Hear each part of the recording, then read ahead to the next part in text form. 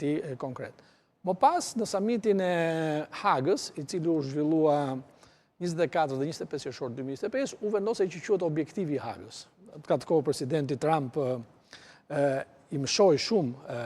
këtij fakti që vendet anëtare të NATO-s brenda 10 vjetëve, pra deri në 2035-ën, duhet të mbërrinë tek objektivi 5%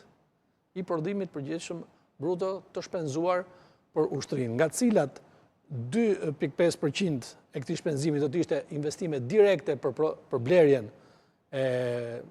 pajisjeve ushtarake dhe 1.5% do të ishte investime të lidhur me mbrojtje, si ishte infrastruktura sigurisë kibernetike, investimet në fushën e kërkimeve të mbrojtjes e tjerë. Këto sot konsiderohen sfida dhe kush ka parasysh dhe tensionet që ka pasur pas here edhe midis aleatëve europian dhe presidentit Trump e kanë bërë të dukshme dhe mund të jetë një nga tema që mund mbizotrojë debatin, pa përfshirë dhe faktin që presidenti Trump vjen në këtë summit edhe me një lloj do thonjë qefmbetje do të thoja, për shkak se aleatët europian sipas atij nuk e mbështetën sipërmarrjen e tij për të rrëzuar regjimin iranian apo në konfliktin e 28 shkurtit. Shtylla e dytë do të jetë industria e mbrojtjes. Kjo është shumë e rëndësishme. Ka një plan të NATO-s që është miratuar në samitin e Vilniusit në vitin 2023, samiti i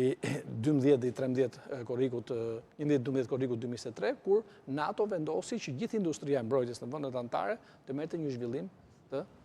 jashtëzakonshëm dhe që lidhesh me objektivin e parë për rritjen e shpenzimeve në fushën e mbrojtjes në raport deri në 5% GDP-s.